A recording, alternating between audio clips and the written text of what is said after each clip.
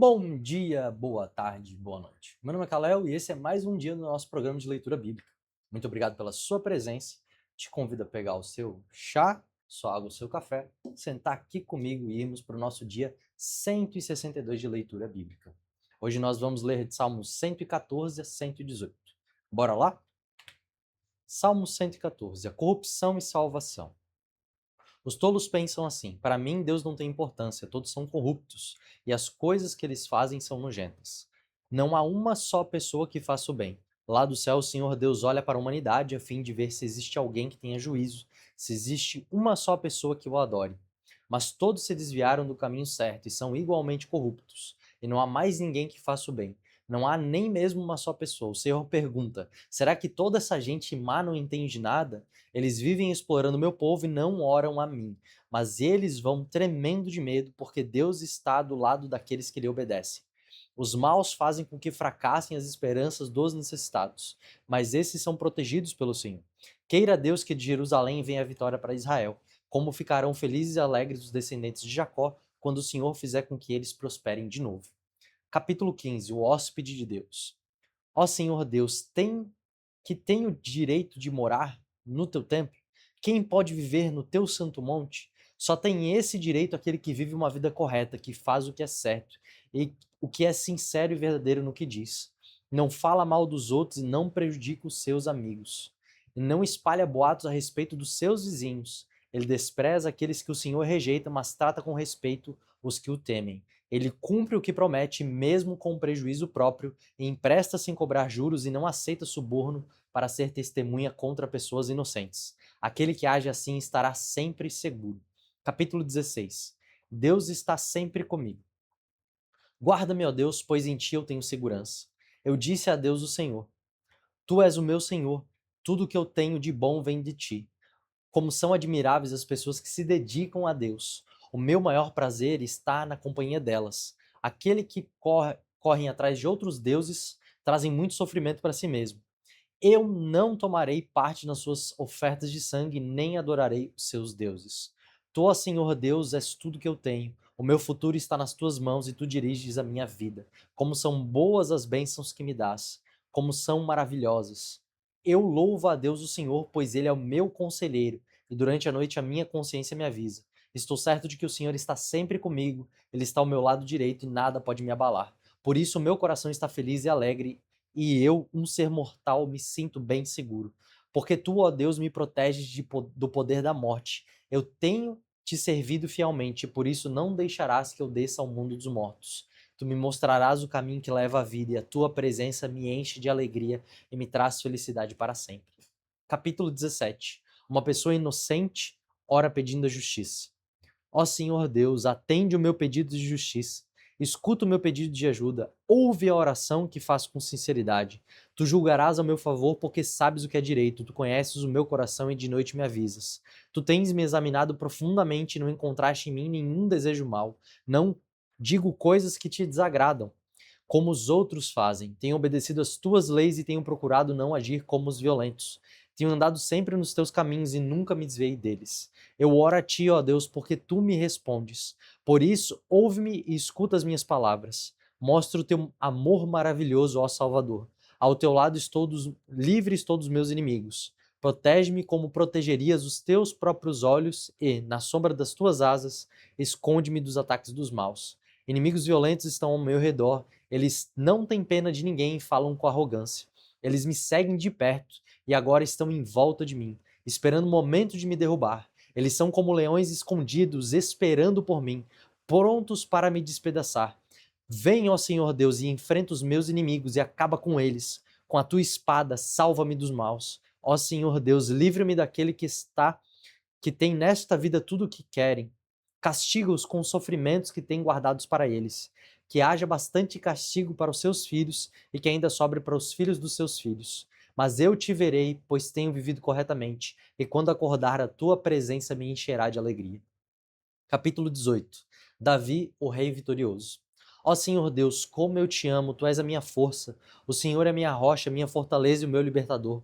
O meu Deus é uma rocha em que me escondo. Ele me protege como um escudo e ele é o meu abrigo. E com ele estou seguro. Eu clamo a Deus pedindo ajuda e ele me salva dos meus inimigos. Louvem a Deus o Senhor. Estive cercado de perigos de morte e ondas de destruição rolaram sobre mim. A morte me amarrou com as suas cordas e a sepultura amarrou a sua armadilha para me pegar. No meu desespero eu clamei ao Senhor e pedi que ele me ajudasse. Do seu templo no céu o Senhor ouviu a minha voz, ele escutou o meu grito de socorro. Então a terra tremeu e se abalou, e as bases dos montes balançaram e tremeram porque Deus estava irado. Do seu nariz saiu fumaça e da sua boca saíram brasas e fogo devorador.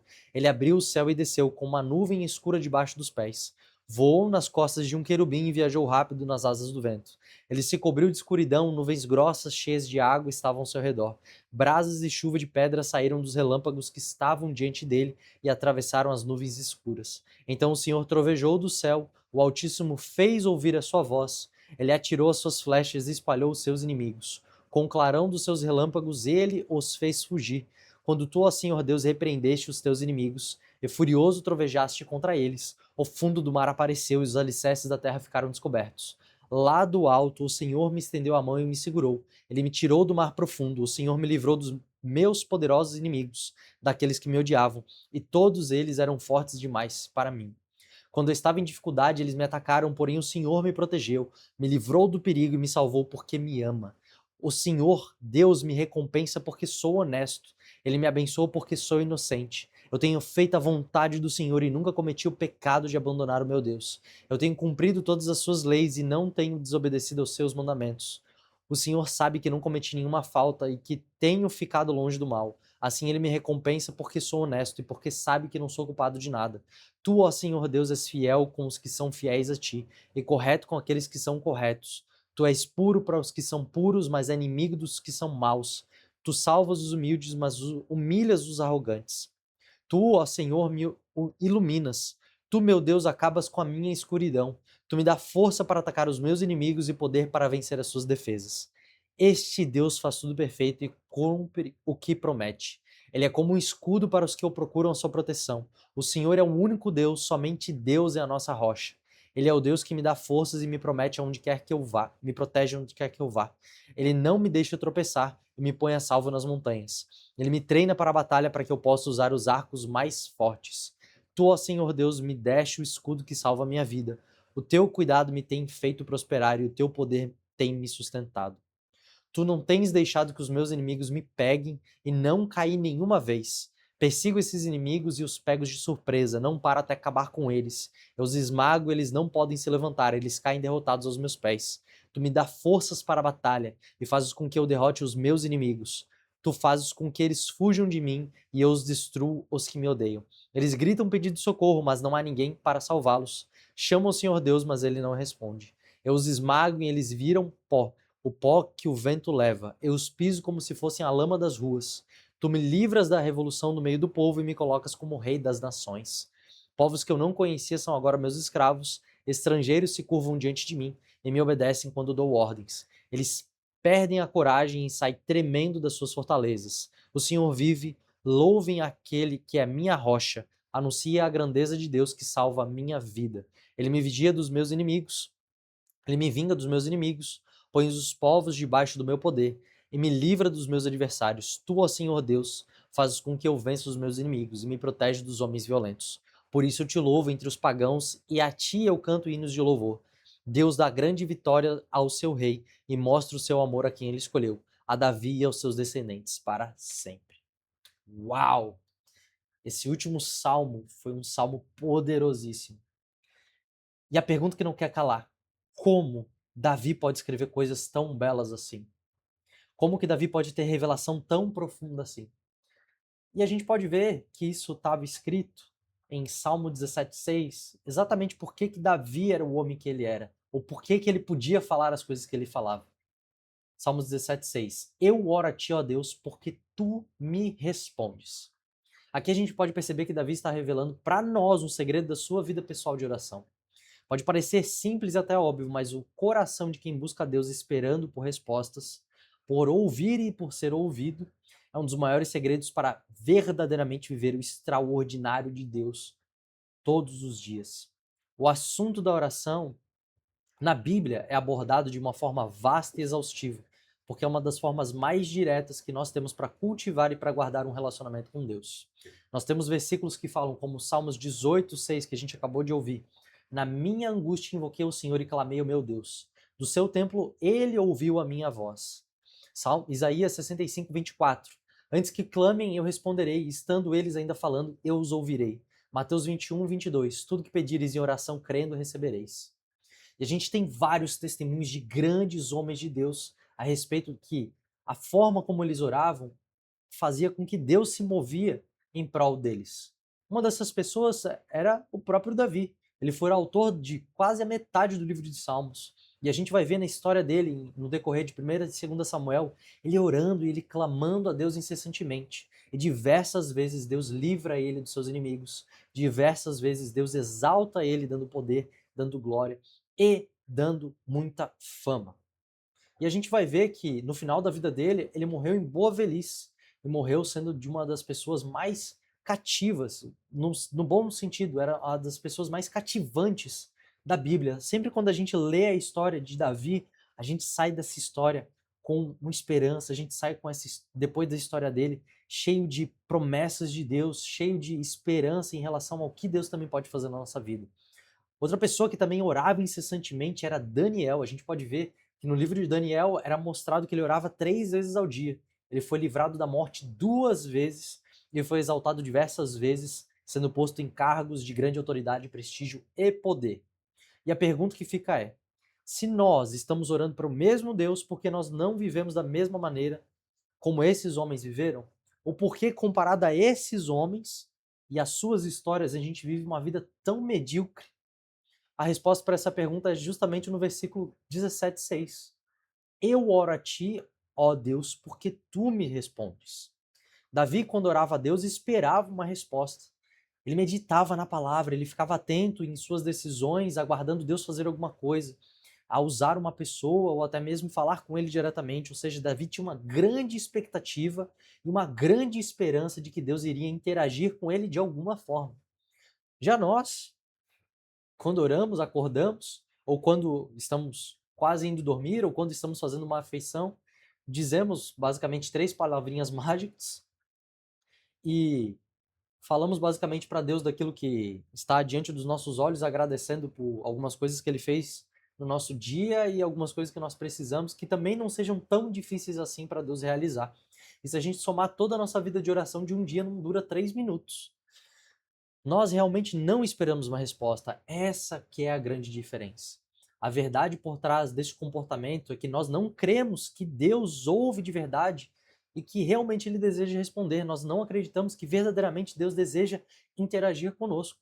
Achamos que Deus é um cara super ocupado em administrar o universo inteiro e que tem coisas muito mais espirituais, vamos dizer assim, e muito mais importantes do que ouvir algumas dores e dificuldades de alguém que nem é tão santo e tão perfeito assim.